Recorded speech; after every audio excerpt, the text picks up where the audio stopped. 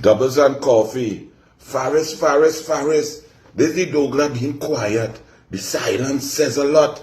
And Faris Al-Rawi, how does it feel now that the truth is closing in upon you like a cloud in a sandstorm in the Sahara Desert?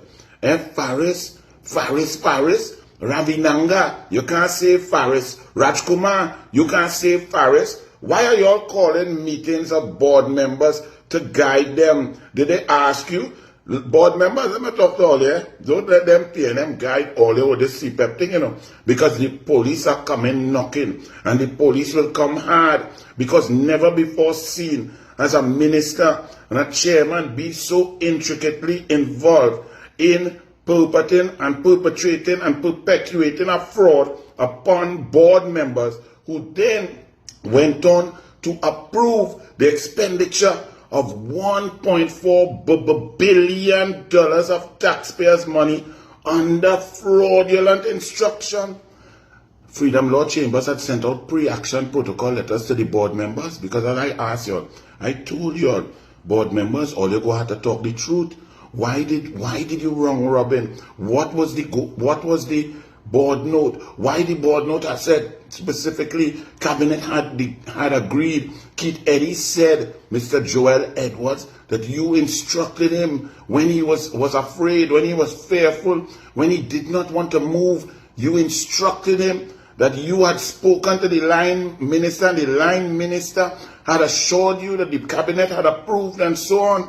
But then, Joel Edwards, you made up some story that made no logical sense about it was an error. But if it was an error, how the corporate secretary did up a whole board note stating that cabinet had agreed to extend all contractors of CPEP up till 2029, even though some of them still had up to 18 months on their existing contract so to go. You, Joel Edwards, said that it was an error. Well, the Freedom Law Chambers, Anand Ram Logan, Keith Eddy, they say, well, show us where on the group chat, on a message, on a note, on an email, on a call, show a letter, a memo where you said it was an error.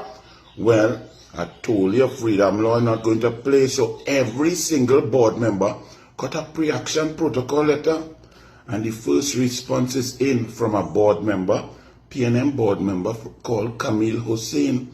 Faris Al-Rawi don't wear no tight pants for the next 6 months, because boy, when you boomsy crap in a tight pants, so it go rip Faris Al-Rawi. Listen to the silent Dogra. Camille Hussein, and I've read this letter, appears to be a truthful human being, just talking truth after truth. Let me read it for all of you citizens and understand what the key issue is. Was the board misled by someone or some group of people into believing that cabinet had specifically approved the extension of all contracts at CPEP for a full further 3-year period, an expenditure up to $1.4 billion? That's the issue. Not whether they had some new contractors or they added new contractors and cabinet. Not that. And why was that done? Where was the cabinet note? Did the cabinet meet? Stuart Young has said nothing. Faris Al-Rawi is talking a set of nonsense about 2017. Colmember told him to say that. Did the cabinet meet? Did the cabinet agree? Did the cabinet approve? Did the cabinet confirm? Where's the cabinet note? There's none. None attached to the board note. So, you had Keith Eddy, the PNM CEO, who's saying, hey, I was instructed by the chairman that the minister told him that the cabinet had discussed and agreed. He then told Gopal Singh, the corporate secretary, and she did up the board note. All board members, while the election was in heat, until even the election day itself, were being round robin. Now, this is very interesting also. They had a full in-house board meeting the day before, chaired by Mr. Joel Edwards. And Mr. Joel Edwards never told the board in their full regular meeting A, Cabinet approved the expenditure and extension of all contractors up to 3 years, up to 2029, an expenditure of 1.4 billion. What say y'all? Do y'all approve? How come, Mr. Edwards, did you forget that that was an issue that Cabinet had said the major, most serious issue Cabinet could agree upon under your chairmanship of CPEP? You just forgot. And then the next day at a round robin. Well, let me read from the response to a pre-action protocol letter to all board members. Well, this board member is Miss Camille Hussein. Let me read this for you. And she is represented by Miss Asha Ramlal, right? No, that's Asha Ramlal is Freedom Law Chamber. So this one is represented by a lawyer called Miss Mohammed. Pre-action protocol letter, the former board of directors, right? This is to the matter caption of your pre-action protocol letter, bam, bam, bam. My client admits a WhatsApp group chat was created which included all members of the board, including the chairman, the corporate secretary, and the CEO of CPEP, for the purposes of ease of communication regarding the business of the board and any other issues that may arise during their tenure. On the 22nd of April, let me pause and drink some coffee, doubles and coffee. FARIS boy? When you do wickedness, FARIS, when you lie, FARIS, when you're malicious, FARIS, when you're vindictive, FARIS, the truth will eventually catch up with you. On the 22nd of April 2025, a reminder was posted on the WhatsApp group chat, as is customary, reminding everyone of the monthly meeting carded for the 23rd of April 2025, 5 days before election at 10 a.m. The directors were asked to physically attend, and those who could not attend were required to notify the corporate secretary and attend virtually. At this point, all of this was standard procedure for all board meetings. My client elected to attend in person, and the said meeting concluded at approximately 12 p.m., that's noon. A copy of this notice is there.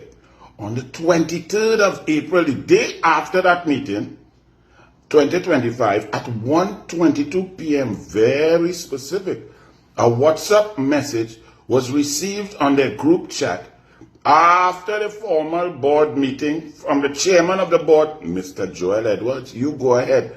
Let me tell you, tutu in a bucket in Golden Grove is not a nice thing. Eh? You better practice at home because you might stay cork when you go up there. Anyway, the former chairman of the meeting, Mr. Joel Edwards, indicating that he neglected to mention at the meeting that pursuant to cabinet approval, the board was being asked to extend all contracts that would have ended in 2025 and or 2026 for a further 3 years. He further informed the board that the CEO, Mr. Eddy, will provide a note for circulation regarding same. My client found it strange that this important matter was not raised at the formal board meeting the day before, but decided to wait until she saw the board note before making any inquiries. It is, however, not uncommon for issues to be raised with this board in the matter, meaning round robin. Pursuant to the chairman's message, board note BN 0125 was received by my client on the same day at approximately 3:35 p.m. Upon receiving the email, she checked the document to ensure that the contents of the board note were the same as the chairman stated on their WhatsApp group chat. She noted that the board note was bare in that there was no document reflecting the cabinet decision she was being asked to ratify and implement. My client called the chairman to inquire about the cabinet minute evidencing the approval for CPEP to extend all of its contracts. Remember I told you, I asked you in my previous video, but if Corporate Secretary Gopal Singh How could you do a board note without the cabinet minute, the pink sheet? Cabinet notes are white, they go, if they go FNGP, they turn blue, they come back to cabinet, they approved, and then the week after, you get a little pink sheet, a one sheet, a tin sheet, tin paper, pink. And that's then confirmed. That goes to all the relevant authorities to show that cabinet has agreed. And I asked, but where the cabinet minute was? Well, this board member is saying, but she was shocked. She then called the chairman, Mr. Edwards. And Mr. Edwards says Camille Hussein, PNM board member. Mr. Edwards indicated that he was advised by Line Minister FARIS Al-Rawi that cabinet had only recently made this decision and hence the cabinet minute was not available. He said he was certain that the information was correct because the minister was very clear on the matter. Cabinet Secretariat, police will be coming to ask you all too, was there a cabinet note there on the Thursday before this Friday meeting in April, mid-April to the 20th of April? Where's the cabinet note? What was the cabinet note? Was it on the agenda? Stuart Smallpin-Young, as selected Prime Minister, the police are coming to ask you, because this is the second witness that said that Mr. Edwards told them and confirmed that Line Minister Faris Al-Rawi said that cabinet had agreed and the minute would be forthcoming. So this is now not just he say, she say. This is two people against Mr. Joel Edwards. You have about 8 more people coming. My client in good faith relied on this assurance given by the chairman. She had no reason to doubt that it was true and correct because the source of the information was, according to Mr. Edwards, the line minister, Mr. Al-Rawi himself. Given that he was a member of the cabinet, he would obviously be privy to the cabinet decision, and hence my client was satisfied that the information was credible. She therefore discharged her fiduciary duty by making the relevant inquiries that would be expected of a reasonable and prudent director. It was only after she was given the assurance that the cabinet had in fact recently made a decision that to CPEP to extend all contracts that she decided to support the board note. In keeping with her fiduciary duty, she assented to the decision at 7:47 a.m. A true copy of the email is here. With respect to communication between chairman, she don't know about that. My client agrees that the proceeds ratify the board decision under understanding that the cabinet decision agrees the only recently given approval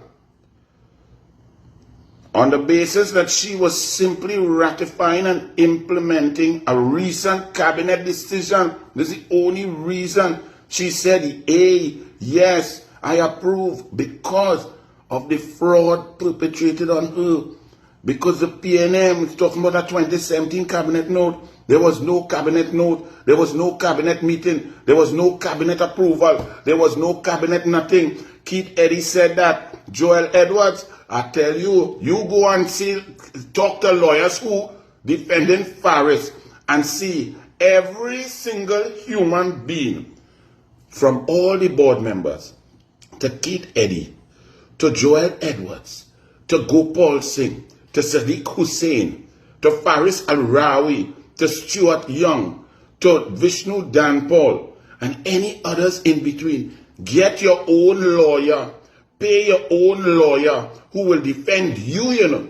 Because if you take a lawyer who real client is somebody else, Golden Grove waiting, Faris is waiting to hear you. Look, the silent Douglas talking to you. Come out and talk, Faris. Put on a tight pants. Call a press conference. Ignore Penny. And come to say that Miss Camille Hussein, board member, lie. And all the other board members will respond also. And any reasonable person will know that the truth is the truth is the truth. Faris, you better go in the pharmacy and buy some Vaseline, boy. And Faris, you disgusting human being. Hey, let me be silent. Bless.